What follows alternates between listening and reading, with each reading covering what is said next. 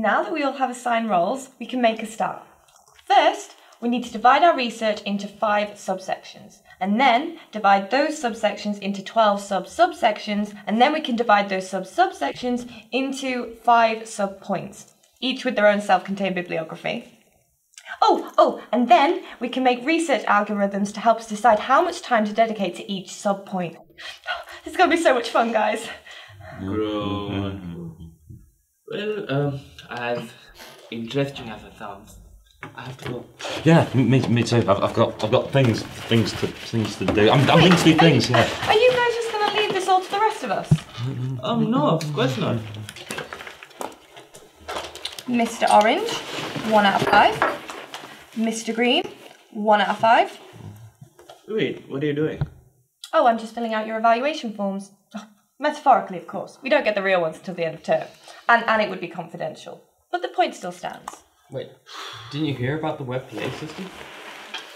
They don't do that in our department. Well, basically, at the end of the module, we all evaluate each other's effort, and that makes up 50% of the final mark. Oh, that's stupid though. Like, why don't we give each other the same marks? I'm glad you asked. Well, to use the language of economics, by giving all group members the same grade, it incentivises free riding, which, as we know, is a moral hazard problem, and can produce the suboptimal equilibrium of all group members' productivity, reducing their productivity.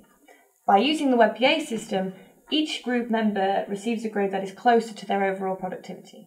Look, in actual English, it just means that if we all got given the same grade, we could all just let Hermione over there do all the work. Hermione was one of my heroes growing up, you know? Yeah, why am I not surprised? Look, we're all friends, right? Why don't we just agree now to give each other the same rating? I don't think that we can. The department explicitly forbids collusion and has the right to ignore any dishonest evaluations. So? So, it produces the suboptimal... I've already said. So, WebPA, how does this actually work? Excellent question. Red, would you like to explain? I'll give it a go. So, we start by giving everyone, including ourselves, a score out of 5 based on that person's effort.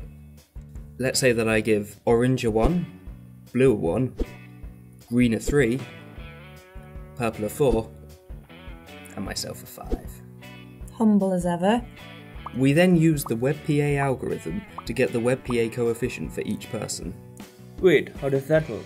It's complicated, but all you need to know is that if you get a WebPA coefficient which is less than 1, it means that you've contributed less than the average, and you get a lower mark as a result.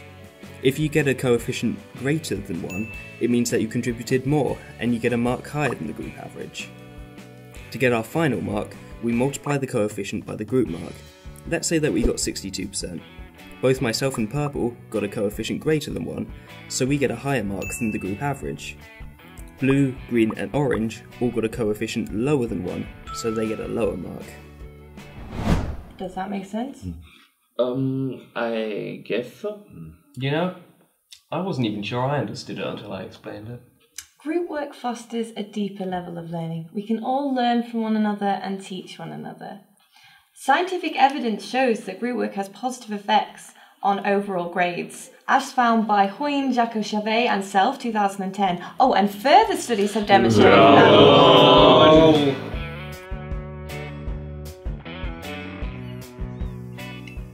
Oh, I love this video. I saw it on Facebook.